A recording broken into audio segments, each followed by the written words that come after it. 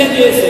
আদম আলাইহিস সালামকে বানানোর পরে শ্রেষ্ঠত্ব আদমের কেমনে আসলো, সেটা হলো আল্লাহ তাআলা আদম আলাইহিস সালামকে এমন কিছু শিক্ষা দেওয়া হয়েছে যা কিছু অন্য কোনো মাখলুক জানতো না, ফেরেশতারাও জানতো না। অজানা জিনিস আল্লাহ তাআলা আদম আলাইহিস সালামকে শিখাইছেন, আর এটা অনেক শ্রেষ্ঠ হয়েছে। এজন্য রাসূলুল্লাহ সাল্লাল্লাহু আলাইহি ওয়াসাল্লাম বলেন, তোমরা সকলেই জ্ঞান অর্জন করো, ইলম শিক্ষা করো। তালাবুল ইলমি ফারিদাতুন আলা কুল্লি মুসলিম, প্রত্যেক মুসলমান নর-নারীর জন্য আবশ্যক পরিমাণে ইলমে দ্বীন শিক্ষা করা ফরজ করে দেওয়া হয়েছে। এবং ইলমে শরীয়ত শিক্ষার জন্য রাসূলুল্লাহ সাল্লাল্লাহু আলাইহি ওয়াসাল্লাম তার উম্মতদেরকে অত্যন্ত তাকিদ করেছেন। এবং রাসূলুল্লাহ সাল্লাল্লাহু আলাইহি ওয়াসাল্লাম বলেছেন, বাল্লিগু আন্নী ওয়ালাউ আয়া, আমার তরফ থেকে যদি একটা কথাও তোমাদের জানা থাকে, ইলমের বিষয়ে যদি একটা কথাও তোমাদের জানা থাকে, তাহলে জনসাধারণের মধ্যে পৌঁছে দাও। এজন্য ইলমের গুরুত্ব এত বেশি। রাসূলুল্লাহ সাল্লাল্লাহু আলাইহি ওয়াসাল্লাম বলেন, যে ব্যক্তি ইলমে দ্বীন শিক্ষা করার জন্য কোনো রাস্তা অবলম্বন করে, তাহলে তার বেহেশতের রাস্তাকে সোজা করে দেওয়া হবে। সুবহানাল্লাহ, তার জন্য বেহেশতের রাস্তা সোজা হবে। কারণ হলো কি, যদি যার জানা তবে যাবে মানা। ইলম মানে হলো জানা। যখন সে আল্লাহ সম্পর্কে জানবে, রাসূল সাল্লাল্লাহু আলাইহি ওয়াসাল্লাম সম্পর্কে জানবে, তখন তার জন্য মানা সহজ হবে। এই জন্য মানার ব্যাপারে যখন সে মানতে পারবে, তখন সে জান্নাতেও যেতে পারবে। জান্নাতের রাস্তা তার জন্য কি হবে? সহজ হবে। আল্লাহ রাসূল সাল্লাল্লাহু আলাইহি ওয়াসাল্লাম আরো বলেছেন, কোন মানুষের যদি আল্লাহ তাআলা কল্যাণ চায়, তাহলে তাকে ইলমে দ্বীন শিক্ষা করার সুযোগ করে দেয়। ইলমে দ্বীন শিক্ষা করার সুযোগ করে দেয়। আর আলেমগণ হলো নবীদের ওয়ারিস। আলেমগণ হলো নবীদের ওয়ারিস। আর নবী রাসূলগণ ত্যাজ্য সম্পদ হিসেবে কোনো টাকা পয়সা, দিনার বা দিরহাম রেখে যান নাই। তিনারা ইলমে দ্বীন উম্মতের জন্য রেখে গেছেন, যে ইলমে দ্বীন শিক্ষা করল সে যেন তার পেশানিতে ইলমে নবুয়ত জড়ো করে নেবে। সুবহানাল্লাহ ওয়া বিহামদিহি। এজন্য ভাই, আমরা সকলেই ইলমে দ্বীন শিক্ষা করার জন্য চেষ্টা করব। যত জানা যাবে তত মানা যাবে। আর জানা না থাকলে মানব কি? জানি না, তাহলে মানার কি আছে? যেমন প্রত্যেক মানুষের মৌলিক অধিকার আছে 5টি। মৌলিক অধিকার কয়টি? 5টি। একটা হলো খাদ্য, বস্ত্র, চিকিৎসা, বাসস্থান, চিকিৎসা ও শিক্ষা। এই যে 5টি, খাদ্য যদি আমার সুন্দর হতে হয়, খাদ্য যদি আমার সুষম করতে চাই, তাহলে আমার দরকার হলো কি? জানা, ইলম। আমার বাসস্থান যদি আমি স্বাস্থ্যসম্মত করতে চাই, তাহলে প্রথমে দরকার কি? জানা, অর্থাৎ ইলম। আমার পোশাক আদি যদি আমি স্বাস্থ্যসম্মত করতে চাই, তাহলে আমার দরকার হলো জানা, ইলম। এই কথা ঠিক কিনা? আমার পোশাক আদি, আমার চিকিৎসা যদি সুন্দর করতে চাই, তাহলেও দরকার হলো জানা। এজন্য যতগুলো মৌলিক অধিকার আছে, তার মধ্যে সবচেয়ে বেশি দামি হলো ইলম বা জানা, জ্ঞান। এজন্য জ্ঞান অর্জন করা, এই জ্ঞানের কারণে আদম আলাইহিস সালাম ফেরেশতাদের মধ্যে শ্রেষ্ঠ হয়েছেন। ফেরেশতারা বলছে বা জিন বলছে যে মানুষ তো মাটি দ্বারা তৈরি, আর ফেরেশতা তো নূরের তৈরি, আর জিন তো আগুনের তৈরি। তাদের মধ্যে কিছুটা ফকর আছে, কিন্তু আল্লাহ তাআলা ফেরেশতাদেরকে ওই ইলম দেন নাই যে ইলম আদম আলাইহিস সালামকে দেওয়া হয়েছে। আদম আলাইহিস সালামকে ডাকলেন, ফেরেশতাদেরকেও ডাকলেন। ডাকার পরে ফেরেশতাদের বললেন অমুক অমুক জিনিসের নাম বলো। তারা বললেন, হে আল্লাহ, আপনি আমাদেরকে যতটুকু শিক্ষা দিয়েছেন এর চেয়ে বেশি কিছু জানি না। আদম আলাইহিস সালামকে ডাকলেন, ডাকার পর জিজ্ঞেস করলো অমুক অমুক জিনিসের নাম বলো। তিনি একটার পর একটা বলে দিলেন, একটার পর একটা বলে দিলেন। বলে দেওয়ার কারণে কি? বলে দেওয়ার কারণে ফেরেশতারা লজ্জিত হইল, আদম আলাইহিস সালামকে সম্মান করল। তাহলে কিসের দ্বারা ভাই? ইলমের দ্বারা। ইলম যদি আমার জানা থাকে তাহলে আমি আমল করতে পারবো, আর ইলম যদি আমার না থাকে তাহলে আমার আমল করা সম্ভব হবে না। আমি যদি সূরা ইয়াসিন আমার মুখস্থ থাকে, আমার জানা থাকে, তাহলে আমি পাঠ করতে পারবো। একবার যদি কোনো মানুষ সূরা ইয়াসিন তেলাওয়াত করে 10 খতম কোরআন শরীফ তেলাওয়াতের মতো সওয়াব হয়। সুবহানাল্লাহ ওয়া বিহামদিহি। তাহলে আমার যদি এই সূরা ইয়াসিন জানা থাকে তাহলে আমি এই আমলটা করতে পারবো, এই সওয়াবের ভাগী হবে। কথা ঠিক কিনা? এই জন্যই তো আল্লাহ রাসূল সাল্লাল্লাহু আলাইহি ওয়াসাল্লাম বলেছেন যে যাকে যে ইলমে দ্বীন শিক্ষার জন্য রাস্তায় বের হবে আল্লাহ তাআলা তার বেহেশতের রাস্তাকে সুদা করে দিবেন।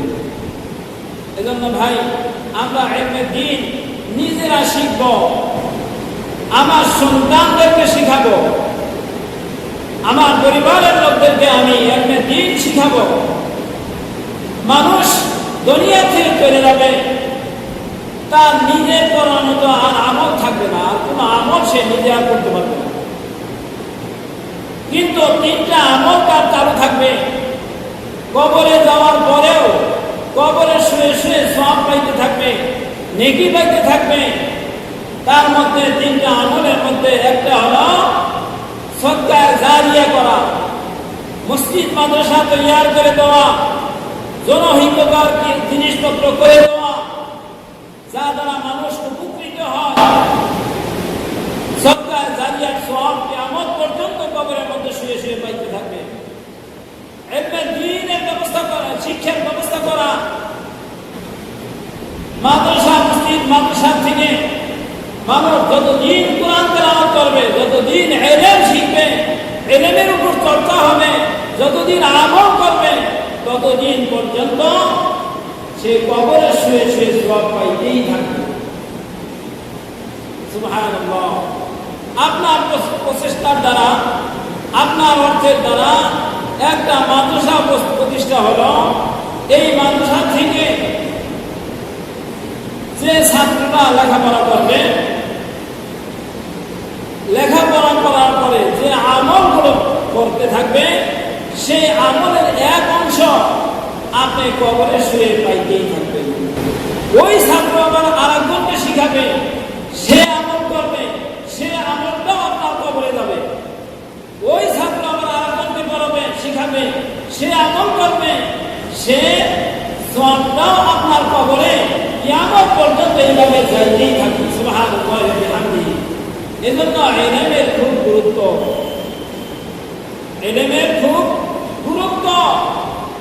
এবং আরো বলা হয়েছে আরেকটা জিনিস যদি আপনি করে যেতে পারেন, আপনার কোন সন্তানকে যদি আলেম বানিয়ে দিতে পারেন, দিনদার বানিয়ে দিতে পারেন, ওয়ালাদুন সালিহুন ইয়াদউ লাহু, এই নেককার সন্তান সন্ততি যখন তারা নেক আমল করে আল্লাহ তাআলার কাছে দোয়া করবে, সে দোয়াটাও আপনার কবরে পুষতে থাকবে, আপনার কবরে যাবে, হাদিয়া স্বরূপ আপনার কবরে পুষবে। এজন্য ভাই যেই দিকেই যাই না কেন বেশি প্রয়োজন হলো ইলম শিক্ষা করা। আমি একটা কথা বারবারই বলি, সেটা হলো যদি যায় জানা কবে যাবে মানা। আমার যদি জানাই না থাকে তাহলে মানা সম্ভব হবে না। এজন্য আমরা সকলেই ইলমে দ্বীন শিক্ষা করব, শিক্ষা করার ব্যবস্থা করব। আমরা নিজেরা কোরআন শিখব, অপরকে কোরআন শিক্ষা দেওয়ার ব্যবস্থা করব। কোরআনের একটা হরফ পড়লে 10টা নেকি আপনার আমল নামায় হয়ে যাবে। আপনি যদি নামাজের মধ্যে কোরআনের আয়াত পড়েন, কোরআনের হরফ পড়েন, একটা দাঁড়ায় দাঁড়ায় যদি আপনি এরকম ভাবে কিরাত পড়েন, দাঁড়ায় কিরাত পড়ার দরুন প্রত্যেকটা হরফের বিনিময়ে আপনার আমল নামায় 100 করে নেকি হবে। আল্লাহু আকবার। এজন্য আমরা কোরআন শরীফ বেশি বেশি পড়বই, শিখব এবং শিখাবো। কোরআন হলো আল্লাহ তাআলার কালাম, আল্লাহ তাআলার কথা। কোন মানুষ যদি কোরআন তেলাওয়াত করে সে যেন আল্লাহ তাআলার সাথেই কথা বলল, সে যেন কি করলো? আল্লাহ তাআলার সাথেই কথা বলল। আর কোরআন পড়ে ওয়ালারা অবশ্যই আল্লাহ তাআলা আহাল। আর যারা কোরআন শিখলো না তাদেরকে রাসূল সাল্লাল্লাহু আলাইহি ওয়াসাল্লামের ভাষায় বলা হয়েছে তারা হলো পূজার গৃহতুল্য। যেই ঘরের মধ্যে মানবগণ বসবাস না করে সেই ঘরের মধ্যে থাকে কি সাপ, ব্যাঙ, পোকা মাকড়, ভূত পেত্নী, এগুলো দিয়ে বোঝাই হয়ে যায়। আর ওই ঘরকে যদি সুন্দর করতে চায়, ভালো করতে চায়, তাহলে সর্বপ্রথম ওই ঘরের মধ্যে আগে একটা আলো জ্বালাইতে হবে। আগে ঘরের মধ্যে দরজা খুলে ঘরের মধ্যে একটা আলো জ্বালাইতে হবে।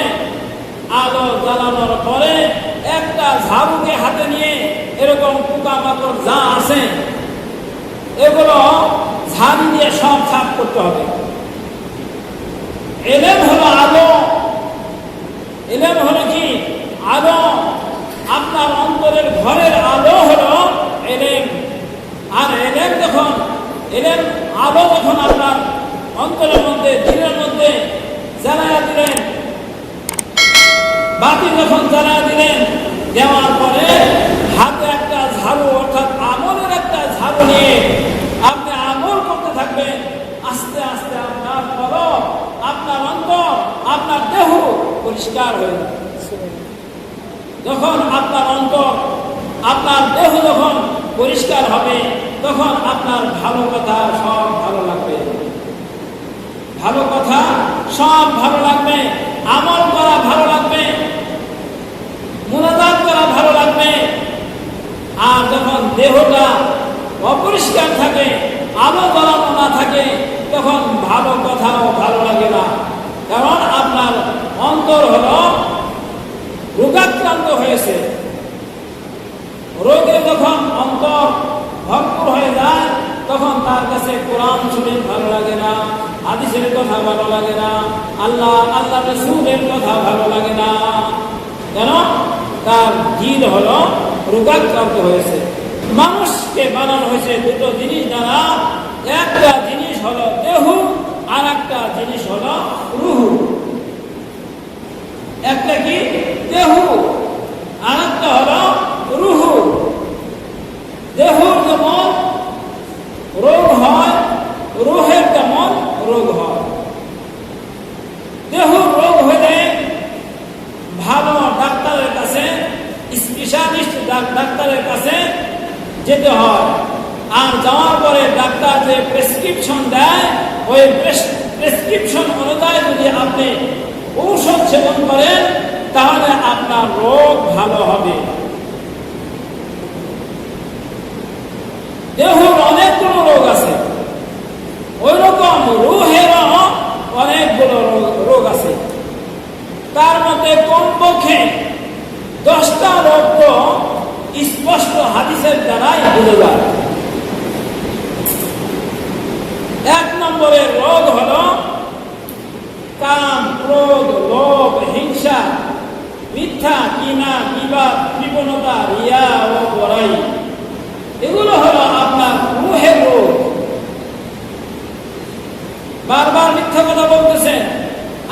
কথা বলে আপনি শান্তি পাইতেছেন, তাহলে বুঝতে হবে আপনার রোহের মধ্যে রোগ জন্ম নিছে। আর একবার মিথ্যা কথা বলার কারণে একটা কবিরা গুনাহ হবে, আর একটা কবিরা গুনার কারণে আপনাকে কমপক্ষে ৭,০০০ বছর জাহান্নামে থাকতে হবে। জীবন করা আপনার ভালো লাগতেছে, দেখতে হবে যখন জীবন করা আপনার ভালো লাগতেছে, মজা পাইতেছেন, তখন আপনাকে বুঝতে হবে আপনার রূহের মধ্যে এই গীবতের রোগ হয়ে গেছে। এখন আপনি একবার গীবত করবেন, একটা কবিরা গুনাহ হবে, আর একটা কবিরা গুনার কারণে কমপক্ষে ৭,০০০ বছর জাহান্নামে থাকতে হবে। আপনার কাম শক্তি বেশি হয়ে গেছে অবৈধভাবে, তখন আপনার বুঝতে হবে আমার রূহের মধ্যে রোগ হয়ে গেছে। আপনার ক্রোধ বেশি হয়ে গেছে, রাগ বেশি হয়ে গেছে, এখন আপনার বুঝতে হবে আপনার রূহের মধ্যে রোগ হয়ে গেছে। এই 10টা রোগ দূর করার জন্য কোরআন হাদিস অনুযায়ী হক্কানি উলামায়ে কিরামগণ তারা হলো ডাক্তার। তারা হলো কি? ডাক্তার। এই ডাক্তারদের কাছে গিয়ে এর প্রেসক্রিপশন নিতে হবে, ভালো করে আমার রোগের কথা বলতে হবে। আমার কাম, ক্রোধ, লোভ, হিংসা, মিথ্যা, কিনা, বিবাদ, কৃপণতা, রিয়া ও বড়াই বেশি হয়ে গেছে। এখন আমার এগুলো দূর করা যায় কেমনে? আমার কথাগুলো ভাঙ্গে ভেঙে আমাকে ওই হক্কানি উলামার কাছে, বুজুর্গানে দ্বীনের কাছে বলতে হবে। বলার পরে তারা আমাদেরকে প্রেসক্রিপশন দেবে। এই প্রেসক্রিপশন অনুযায়ী যদি আমরা ওষুধ সেবন করতে পারি, দেখা যাবে রুহানিয়াত যে রোগ, এই রোগগুলো দূর হয়ে গেছে। এখন আপনার ভালো কথা ভালো লাগে, আল্লাহর কথা ভালো লাগে, জিকির করা ভালো লাগে, কোরআন তেলাওয়াত করা ভালো লাগে, নামাজ পড়া ভালো লাগে, গুনাহের কাজ আর ভালো লাগে না। তখন বুঝতে হবে আপনার রোগ সারতেছে, আপনার রোগ সারতেছে। আমাদের শায়েখ রহমাতুল্লাহ আলাইহি তিনি বলে গেছেন যে এই রোগ চিকিৎসার জন্য 5টা ঔষধ বাতলায় গেছে। কয়টা ঔষধ? 5টা ঔষধ বাতলায় গেছে। এই 5টা ঔষধ যদি নিয়মিত তোমরা সেবন করতে পারো, তোমার রোহের রোগ দূর হবে, রোহের রোগ দূর হবে। সেই 5টা রোগ, সেই ঔষধের মধ্যে 1 নম্বরে হলো নামাজ তো পড়তেই হবে। নামাজ পড়ার পরেও কিন্তু মানুষ মিথ্যা কথা বলে, নামাজ পড়ার পরেও কিন্তু মানুষ গীবত করে, নামাজ পড়ার পরেও কিন্তু মানুষ জালিয়াতি করে না। মনে করতে হবে যে রোগও আছে, নামাজও পড়ছে। এই জন্য রোগ দূর করা লাগবে। নামাজ ছাড়া কিন্তু এই আমল করা যাবে না। নামাজ তো 5 ওয়াক্ত রাখতেই হবে। তারপরে যে ঔষধ বাতলাইছে সেই ঔষধগুলো সেবন করতে হবে। আরে ভাত খাওয়া বাদ দিয়ে আপনি ওষুধ খেলে তো আপনি বাঁচবেন না। কি কথা ঠিক কিনা? রোগ হয়েছে, আপনি ভাত খাবেন না, খাবার খাবেন না, আপনি খাবে ওষুধ খাবেন, বাঁচবেন নাকি? নামাজ ফরজ যেগুলো, এগুলো ভাতের মতো, এগুলো তো করতেই হবে। তারপরে যে ঔষধ বাতলাইছে সেটা করতে হবে, খাইতে হবে, সেবন করতে হবে। তার মধ্যে 1 নম্বরে হলো সকাল সন্ধ্যায় আল্লাহ পাকের জিকির। সকাল সন্ধ্যায় আল্লাহ পাকের জিকির। আল্লাহ তাআলা নিজেই বলেছেন তোমরা গুতুবি ওয়াল আসল, সকাল সন্ধ্যায় তোমরা আমার জিকির করো। আর আল্লাহ তাআলা বলেন ফাযকুরুনি আযকুরকুম, বান্দা তুমি আমার জিকির করো, আমি মাওলা তোমার জিকির করিব। সুবহানাল্লাহি ওয়া বিহামদিহি। তুমি আমার জিকির করো, আমি তোমার সর্বক্ষণ স্মরণ করিব। সুবহানাল্লাহি ওয়া বিহামদিহি। এমন একটা আমল দুনিয়াতে আল্লাহ তাআলা দিয়েছেন, যে আমলের জন্য দাঁড়াতে হয় না, যে আমলের জন্য বসে থাকতে হয় না, যে আমলের জন্য শুয়ে থাকা শর্ত না, যে আমলের জন্য এরকম ভাবে গোসল শর্ত না, যে আমলের জন্য এরকম ভাবে ওযু করা শর্ত না, সব অবস্থায় সেই আমলটা করতে পারেন, সেই আমলটার নাম হলো কি? জিকির। সেই আমলটার নাম কি? জিকির। সর্ব হালতে হাইতে হাইতেও করতে পারবেন, বসে বসেও করতে পারবেন, শুয়ে শুয়েও করতে পারবেন, এরকম ভাবে ওযু অবস্থাও করতে পারবেন, ওযু ছাড়াও করতে পারবেন। সেই আমলটার নাম হলো কি? জিকির।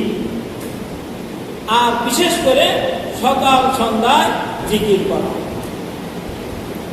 আর আল্লাহর ওলিদের কিতাব পড়া।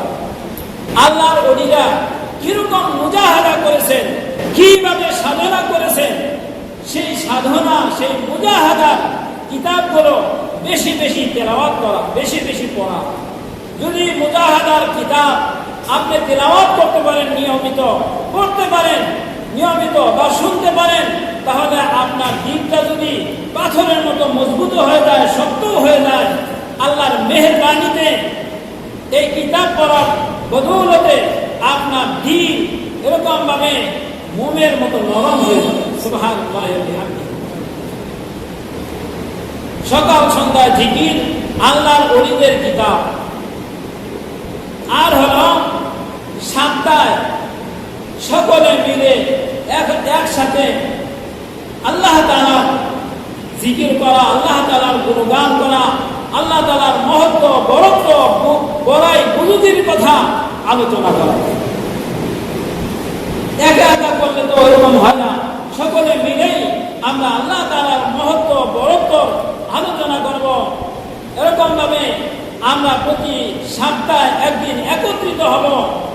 হাদিসের মধ্যে আছে, তার কিয়ামতের ময়দানে, হাসরের মাঠে আল্লাহ তাআলার আরশ ছাড়া কোথাও কোনো ছায়া থাকবে না। ওইখানে 7 শ্রেণীর মানুষকে আল্লাহ তাআলা ডেকে আরশের নিচে ছায়া দেবে। সুবহানাল্লাহ ওয়া বিহামদিহি। তার মধ্যে 3 নম্বরে হলো ওই 2 ব্যক্তি, ওই জনসাধারণ গুলো যারা আল্লাহর জন্য একত্রিত হয়, আল্লাহ তাআলার জন্যই একত্রিত হয়, আর আল্লাহ তাআলার হুকুম মতোই আলাদা হয়ে যায়। কাউকে ভালোবাসলে আল্লাহ তাআলার জন্যই ভালোবাসে, কারো সাথে শত্রুতাই করলে আল্লাহ তাআলার জন্যই শত্রুতা করে। এ ব্যক্তিও আরশের নিচে ছায়া পাবে। এজন্য 3 নম্বরের ঔষধ হলো সপ্তাহে আমরা এরকম ভাবে আমরা সম্মিলিত ভাবে আল্লাহ তাআলার মহত্ব, বরত্ব, বড়াই বুজুর্গের কথা আলোচনা করব। আর 4 নম্বরে হলো মাসে একবার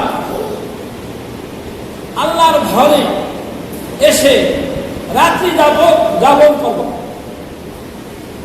এটা হলো ফেরেশতাদের মহল, মসজিদ হলো ফেরেশতাদের মহল। তাদের সাথে আমার আল্লাহর ঘরে পিঠটা লাগিয়ে ফেরেশতাদের মহলের মধ্যে থেকে রাত্রি যাপন করে আল্লাহ তাআলার কাছে কান্নাকাটি করা, আল্লাহ আমার গুনাহ মাফ করে দাও, আমার প্রয়োজন মিটিয়ে দাও। রব্বানা আতিনা ফিদ দুনিয়া হাসানাতাও ওয়া ফিল আখিরাতি হাসানাতাও ওয়া কিনা আযাবান নার। দুনিয়াতেও শান্তি দাও, আখিরাতেও শান্তি দাও। দুনিয়াতেও হাসানা দাও, আখিরাতেও হাসানা দাও।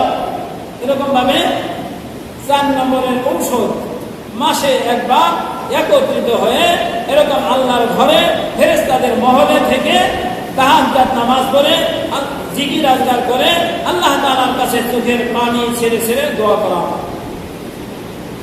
আর 5 নম্বরের ঔষধ হলো, যেই ডাক্তার আপনাকে প্রেসক্রিপশন দিয়েছে ওই ডাক্তারের কাছে, ডাক্তারও তো বলে 15 দিন পরে বা 1 মাস পরে এসে দেখা করুন।